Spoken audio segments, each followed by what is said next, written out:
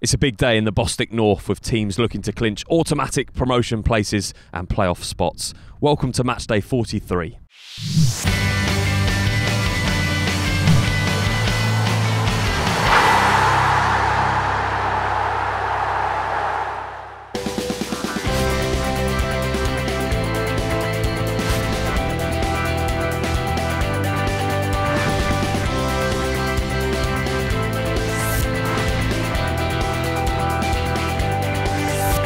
It's another busy weekend with two feature games for you. We see AFC Hornchurch looking to take another step closer to automatic promotion against the Heybridge Swifts sides, who still have 3 games in hand on most teams around them. We also see Bowers Pitsea in 3rd place looking for automatic promotion against a Maldon Tiptree side desperate to get into those playoff places. Our first game this afternoon comes from the home of playoff chasing Maldon Tiptree as they look to get themselves back into the top 6. They'll be up against the Bowers Pitsea side, 3rd in the division, and they still have hopes of automatic promotion come the end of April.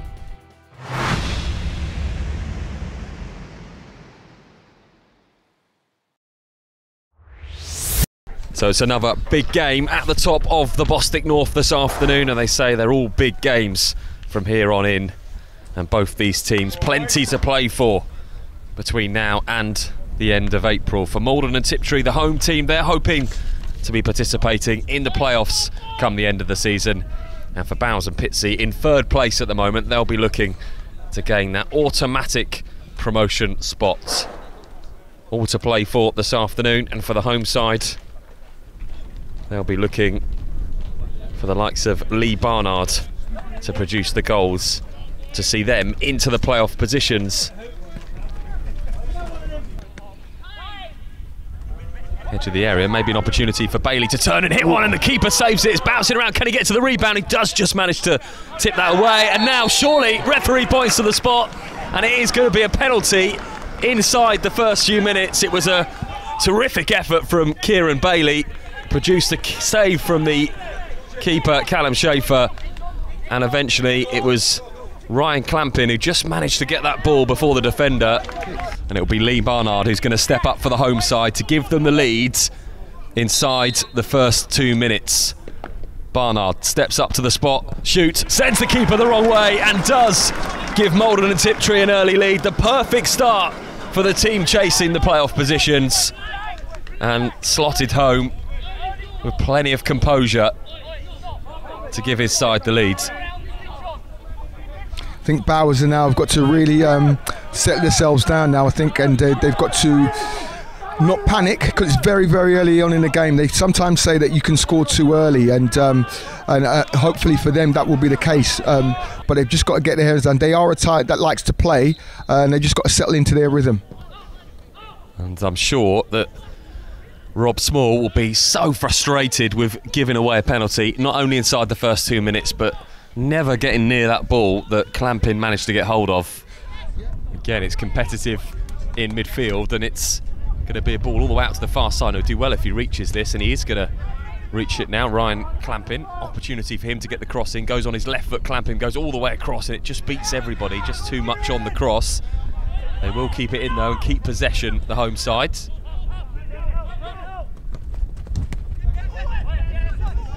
Kieran Bailey been involved in much of everything that's gone on in the midfield for Maldon Tiptree, but now it's the visitors who come forward, and they come forward with David Knight onto his left foot. Knight into the box, goes all the way across, and the keeper comes out and claims it, Chris Haig, and that was a late challenge the referee's blown, and I'm sure. Corner for the visitors, still 1-0 down after that early on penalty. In it comes towards Manor, and it goes just over Manor's head again. It's still with Bowers Pitsea in the box. What can they do? Maybe an opportunity to get the ball in again. Goes to the far post, could be flicked on, really dangerous, and the keeper manages to claim it, and Chris Haig does well to set his side away quickly. Just signs that the team in 3rd place are coming back into this game, and again they're in the box, and it's the first time ball over the top, and it just evades everybody, and back to the home side and back to George Brown. You mentioned a few moments ago Peter about contenders for man of the match. He's got to be up there, goes past a few players and just lays the ball off. Opportunity to get the cross in, it goes low along the floor. It is going to reach the path of Walker. Can he turn? Does try and turn, and just crowded out there by Bowers Pitsea players, and they manage to get it away to Manor, and it's First time in the game that it's been end-to-end. Lewis Manor onto his right foot. He's got support if he needs it. Tries to play a delicate ball all the way across, and eventually it's a really good tackle, and the referee is the one who's bundled on the floor. And there's a few complaints here, not quite sure why. They almost seem to be coming from both sides. The referee's going to call over Jamie Dix. I'm not sure what part he had to play, and the referee ended up on the floor, but I think the referee thinks that he barged him deliberately in the back. I think if he did, then he could be in a bit of trouble here, but the referee has some sorting out to do. He did end up on the floor.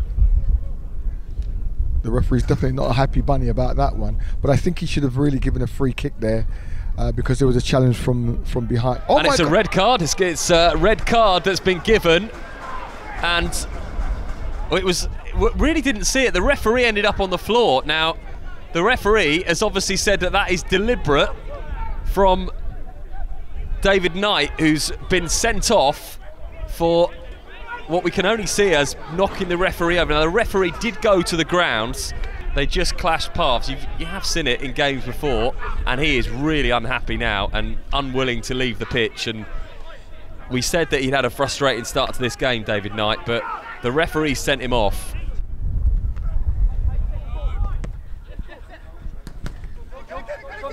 And again, it's picked up by George Brown. The impressive Brown runs forward now onto his right foot. He's going to play in Walker. Flag goes up. Walker goes for the shot. It's saved anyway. Maybe could have looked to go the other way there, Brown.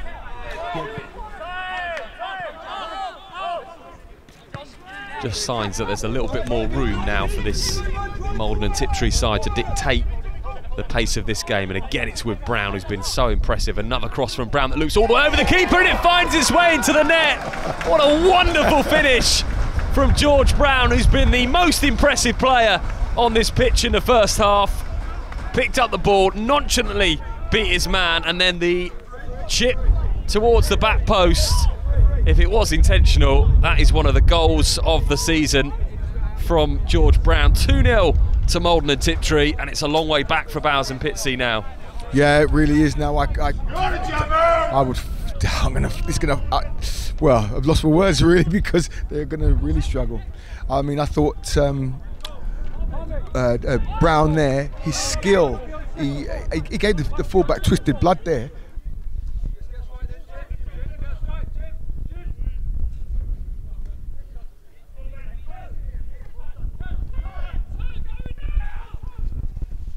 Space for Clampin to run in again. And in the end, it's a shot that just goes over. And it was Barnard who had a bit of room on the edge of the box, just took a chance, great shot, and tipped over the bar for the corner. It's a fantastic save, you know. Barnard picks it up again and spreads the play towards Harvey Brown. Now it's with Clampin, who's just missed that opportunity, but still being played round by the home side.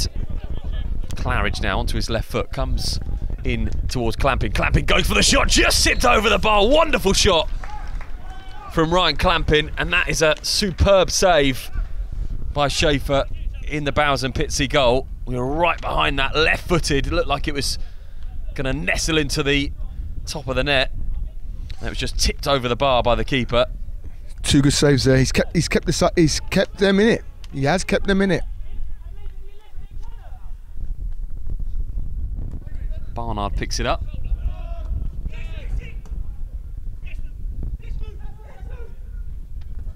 Ball through, and it's an opportunity for Bowers and Pitsea. In on goal, great chance, finished, and they are back into this game. And it was a really, you have to say, so sloppy from the home side to give that ball away. They were in no trouble at all. It was sloppy from Barnard.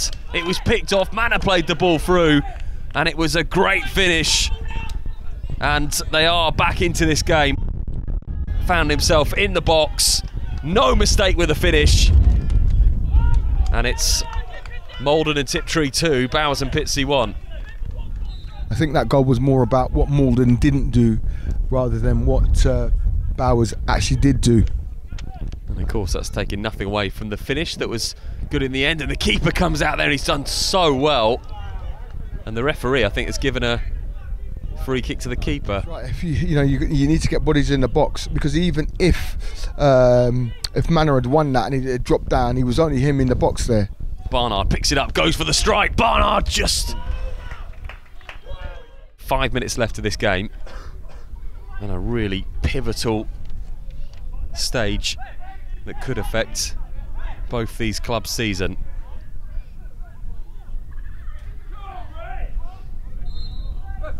Corner to the visitors, in it comes, all the way towards the back post. Keeper manages to get on the ball, it falls to Manor, it's going to be chipped over the bar, and it did fall to Caitlin, as you mentioned, Pete. Made a difference since he's come on, and it was his right foot that shot towards the goal, and it was only the skipper from Maldon Tiptree that managed to divert that over the bar.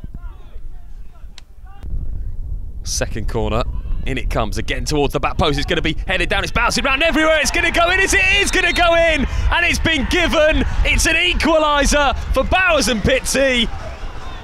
We thought they were dead and buried in this game, and the home side had plenty of opportunities to extend their 2-0 leads, and they have got themselves back into the game. It's 2 apiece, and how important might that goal be for both these sides? Certainly is.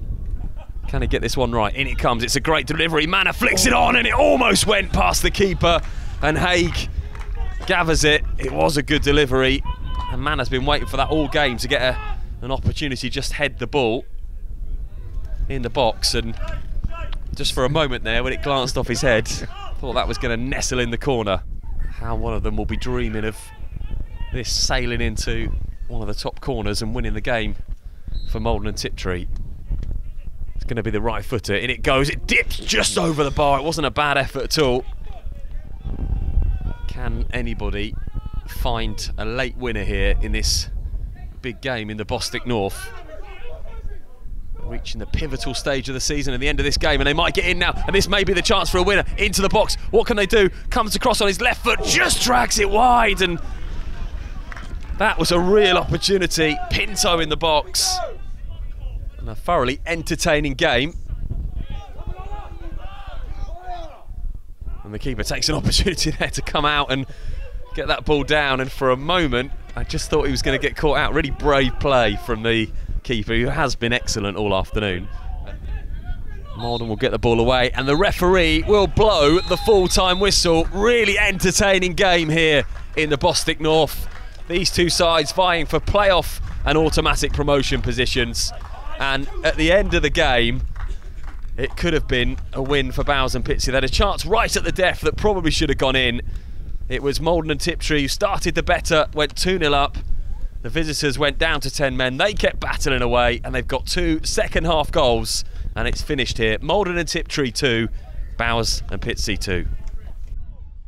Yeah, it's the story of our season. I just said to lads in there, if you don't kill teams off, when you dominate, obviously when they're down to 10 men as well, missed chances, it can come back and haunt you, and it's been us all season. We've not defended well in games and conceded poor goals, which have cost us dearly on most occasions. So it's a recipe for not winning football matches, unfortunately.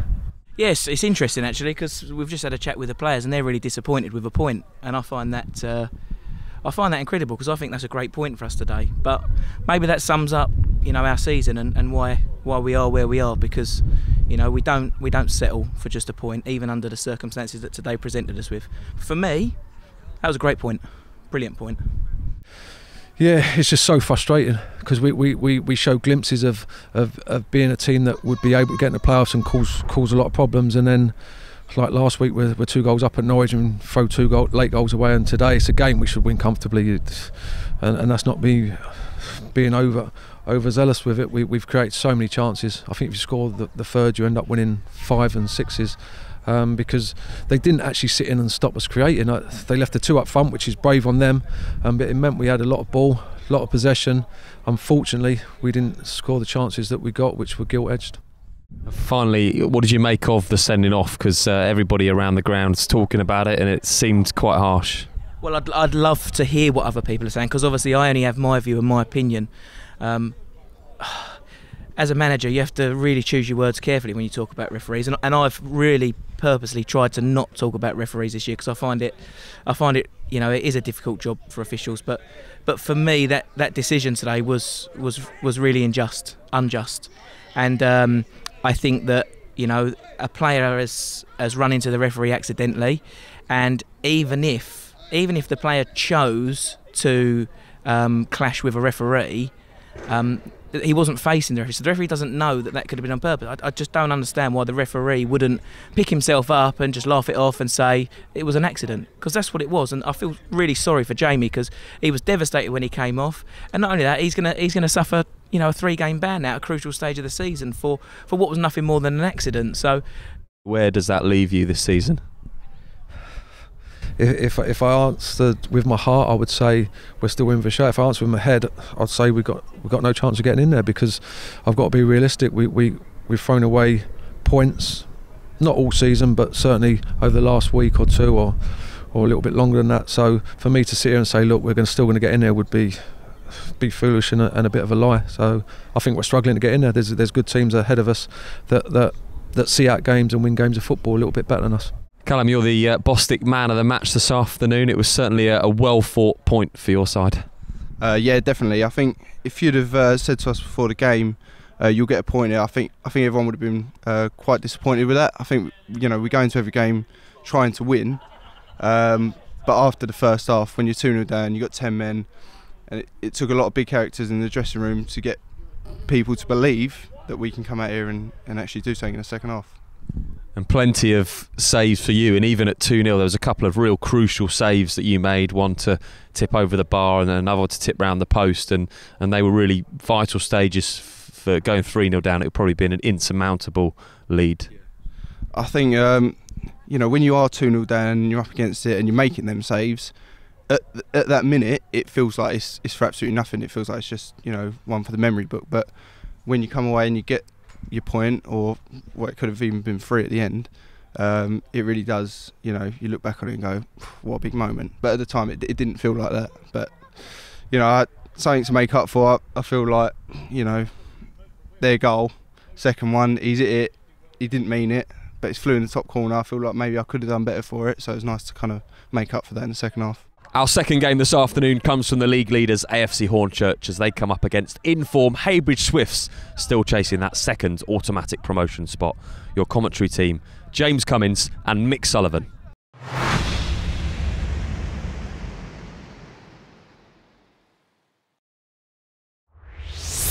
Well, these two sides are looking for an extremely positive end to the season, as both AFC Hornchurch and Heybridge Swifts go head-to-head here in this lively Bostik North encounter here this afternoon. AFC Hornchurch are, of course, top of the league at the moment with 89 points, and they can smell the Bostik Premier League with the season almost draws to its final conclusion. Heybridge Swifts, though, have just made it into the playoff places in the last couple of games, and Jody Brown will look to take on their current form as they look to cement a playoff place come the end of the season. AFC Hornchurch, of course, have got great attacking options in their side. They'll be looking in particular to their leading striker, George Purcell. 23 goals so far this season as he looks to lead the home side's attack. But Heybridge Swifts, of course, have got an equal measure in the attacking department, with Luke being the top goal scorer for them with 24 goals this season, as we look to a really exciting encounter here in Essex. Well, on the matter of form between both sides, of course, Heybridge, like you just mentioned, Mick, have been playing extremely well. Third in the form table at the moment, 13 points from their last 6. And as for the hosts, Hornchurch, they're 7th in the form table with 10 points from their last 6. This could be a breakaway as Luke looks to pick up the ball here, and it looks like Hersit's going to try and harry him, but it's well kept by Luke and played towards Chatting. And it's given away, but it will go off for a Heybridge throw-in. Throw-in by Corley, and will reach the path of Callender. Callender whips the ball in, and that's an acrobatic effort there from Samuel Ashford, but unfortunately it doesn't come to much in the end. I can't see us going to see a lot of wing play or anything like that. I just feel it's going to be set pieces that might change this game. Well, there's an opportunity here for Hornchurch, and well tackled there, but it will reach Purcell. Purcell has a shot. good effort from outside the box, but just over the bar. He was under a bit of pressure there for his effort, but that just shows you what kind of a dangerous player Pitsea is. And you seem to be right as well, Mick, from what we were saying a little bit earlier on. They are concentrating their efforts on Luque being a key forward for the away side. Looks like they have at least 2 or 3 men on the forward. Well, most definitely, because he's the most likelihood to score the goal, you know, because Luke Callender... There's a chance for Ashford, and a good effort there from the Heybridge Swifts forward, but well saved there by Mott.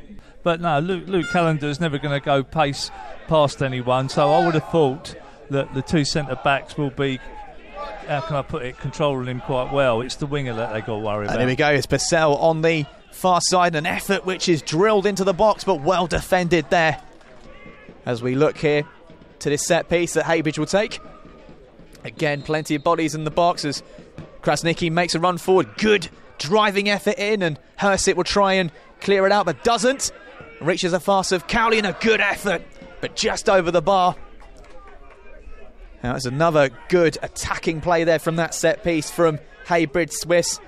And Cowley with a driving effort from outside of the box as Chatting looks to take the ball, which he does on his chest. He'll look for Ramon. Ramon will try and whip the ball in and fight against Porter. Ball into the box, and that was an opportunity, and Ashford goes down in the box. He thought he was brought down, but obviously Michael Chard, the referee, again thinks otherwise, and to the dismay of the Heybridge Swifts fans on that near side, it's not going to be given. Only reaches Jay Porter. Porter keeps the ball. He's harried there by Chatting, but Porter does well to keep the ball, and that's a needless push there from Harrison Chatting, and a free kick goes the way of AFC Hornchurch. Yeah, silly challenge there, because that it's just going to play in Hornchurch's favour. Obviously, all the big boys are going to go up there, and if the delivery's good, that could cause Heybridge a problem. Free kick goes into the middle, and that's an opportunity there for the home side. But it's still not out, as Hornchurch could gain an advantage from this. It reaches Hogan. Hogan crosses in towards the box, and it's gone in there, and that's a superb goal from the far side. And AFC Hornchurch take the lead here on 32 minutes. It was an absolutely outstanding finish from outside the box. I'm not sure if that was a cross or a shot, but it completely fooled everybody in the Heybridge Swifts goal. And it's Connor Hogan with the opening goal of the game. It was a shot from outside of the box. Again, it fooled every single player in the Heybridge Swifts box, including goalkeeper Jake Jessup. And you have to admit that Jody Brown will be asking questions about that in the break. But on 32 minutes, Connor Hogan gives AFC Hornchurch their opening goal of the game, and it's 1-0 to the host, Mick. Yeah. Well, yeah, I think Jody would be more. Well, I would be more disappointed about you've got a 6'6" goalkeeper or more, and it's gone over his head. At the moment, there's a 6-point gap, and as things stand, Heybridge Swifts are still in the playoff places because Maldon and Tiptree are winning, but they're level on points. And Luque will try and run the ball and harry his defence, and it goes towards the path of Callender. Callender, low shot in, and a good effort there. Very, very good effort there from the Heybridge Swifts forward. It was a nice low drive from the Heybridge Swifts forward, and it seems like it may have taken a deflection on its way across the box, and it will be a Heybridge Swifts corner, but a good effort there from the big lad up top. Of course, this current form of Hornchurch was formed in 2005 after the original club, Hornchurch FC, went into administration. And here's Chatting, will run the ball forward, looks towards Luque. Luque with the shot, and a good effort from their main forward. A great build-up play there, and a great break from Harrison Chatting, who looked to play the ball short towards Luque, and Luque drove the ball across the penalty box, and it just went wide. But I don't think I'd change much from what they're already doing. They can't get the ball down and play their probably normal game of football. Corner by Chattin, and it goes into the box, and that was off the line by Callender, and it's a melee in the box, but it's collected by Sam Mott, and that was an opportunity for the away side, which looked like it was blocked by Callender, of all players. But again, another pressing moment, Mick, for Heybridge Swifts. Chatting on this near side ball, drilling a free kick in a dangerous position, given away by Porter. Chatting drills the ball into the middle and well out of the way. It'll reach towards Henshaw. And Henshaw loses the ball, but it reaches Callender. Well defended there by Nathan Cooper. And Cooper drills the ball out and away from trouble. Of course, there are other games to look out for within the North. And this is a chance for Cowley. Outside the box. Growing in confidence in this game. That was a decent effort from the Heybridge Swifts defender. Just took a low drive, took a deflection, and Mott had to dive to save it in the process. And, you know, anything could happen, but at the minute, you've got to say it's all been Heybridge Swifts. Well, looking at the games that are coming up, most certainly the home side will be the happier of the two going into the last number of games. And that could be a mistake here for Purcell. Purcell tries to dink the ball over. And that was a golden opportunity there for the home side. And it was Purcell that capitalised on a mistake at the Heybridge back. But instead of taking his time and composing himself, he tried to loop the ball over Jessup. And you just wonder, Mick, with the remaining minutes of this game, that could be costly. That a player of that quality, Purcell, should have put the ball away. I don't know what the hell Henshaw was doing there, but that was poor defending, very poor defending. It looks like the only way they're going to score. Corner taken in, and a good option there as it's not quite got rid of yet with Godbold. Well collected there as George is harried by Abdullah, and he will try and run this if he can, and he looks towards options. And options are there in for the taking. And that's a great run forward, and this could be an opportunity for the home side. But unfortunately, it does come to nothing. But a positive spell there and a good break forward from the home side, Mick. Chance to try and beat Ramon by Warner didn't quite work out, and Ramon is going to take this ball very far forward. He looks towards Gardner. Gardner looks to a 1-2 with Ramon. Ramon plays the ball in, and that's a good chance there for Godbold to header it, but doesn't quite reach him. And Krasnicki wins the ball back brilliantly. Krasnicki has the opportunity to try and beat Porter. In towards the middle, that's a mistake there, and it's still not got rid of. A real opportunity here for the home side, but again, an opportunity goes begging. A very animated Jody Brown on the away dugout as there's a free kick given in favour of Heybridge Swifts. 15 minutes left to create an equaliser and another chance, and that's an opportunity there for the away side, and Mott had to be on top of his game to tip the ball over the bar from that free kick. And another sign of Heybridge Swifts just digging a little bit more into AFC Hornchurch. Hornchurch just holding on at this present time. Gardner harrying for the ball.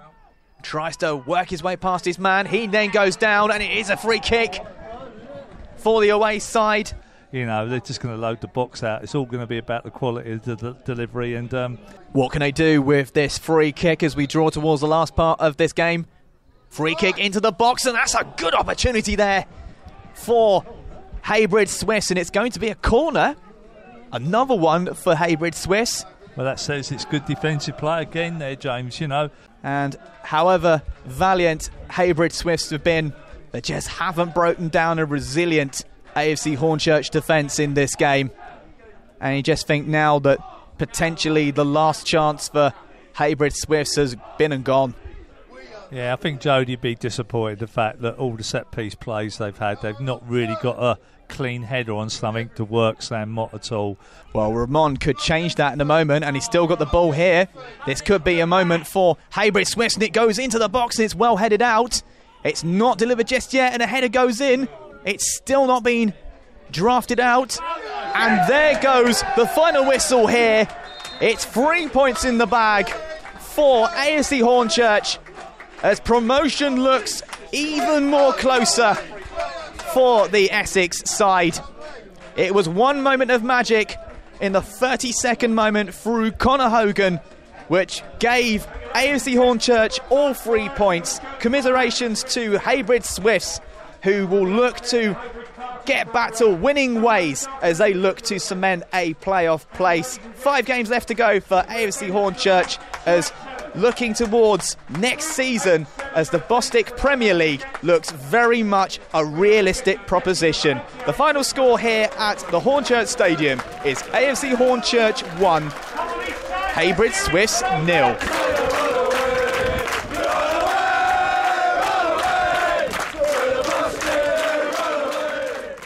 It was a tight game. You know, we've had 3 at home the last month against all our sort of rivals, Canvey and Potters Bar. You know, we beat them all 1-0. Yeah, I don't make no apologies for we are set up to defend more than what we're going forward. But to be perfectly honest, I thought they lumped it more than us today. Yeah, they're the champions-elect. I think regardless of the result today, they're going to win the title. It is a disappointing result, but from a performance point of view, it's tough to come places like this. They know how to play here at this ground, on this playing surface. It's not how we play. We tried to adapt the best we could today, and I think we did pretty well. They didn't have a shot on goal. They've scored from across, and I think if you look at that second half, I'll be interested to see the footage back. We probably put the ball in their box 30 or 40 times, and just unfortunately never got on the end of it. You know, it doesn't matter if it's Tuesday. It doesn't matter if it's next Saturday. You know, we purposely got the Friday night game we've organised to play Aveley here, and hopefully, we'll be given the trophy that night. So, it's today it was a hard game. It wasn't particularly nice on the eye, but we've got some great defenders at this level, and I know they'll go into the next sort of league with us, and they'll be able to do it in that level as well. So, I know we all want to see great football, and we see that by we beat Brentwood 6-1 on the AstroTurf Monday. And we look like Barcelona. Today we look like Barnsley. But does it matter? Yeah, it's tough. The 3 games a week. I'm seeing a few clubs whinge about it, having to do it twice. We've had to do it for the last 2 months. So, we're confident going in. We know we've got ourselves in a good position, better than we had hoped for. When you look at 6 weeks ago, we were 17th in the table. So we're in a better position than we'd have hoped for. It's in our hands. If we win our games, or a percentage of our games will be in the playoffs, and for us to get in the playoffs will be a magnificent achievement given what's already happened this season. Congratulations, Jamie. I made you our Bostik man of the match. Can you give us your thoughts on the game? I thought we defended very, very well. We got the ball up top, held it, and we done quite well. Lost it a little bit at the end, but we defended well, and got past the line. Has the illness to Jimmy McFarlane gelled the team even more together to win this league for him? On hearing the news, yes, we all got together and we all come together and said, look, we need to win this league and get past the line, and that's what we're doing. So and he's at every game, so he's probably loving it. Yeah. Have you had another game like this season where you've pretty much had to defend the whole game from an onslaught from a very buoyant Heybridge Swifts side? Yes, Maldon done pretty much the same thing, but again we defended well and got past the line, as our record in defence has shown. We've been very good this year, so we're doing really, really well.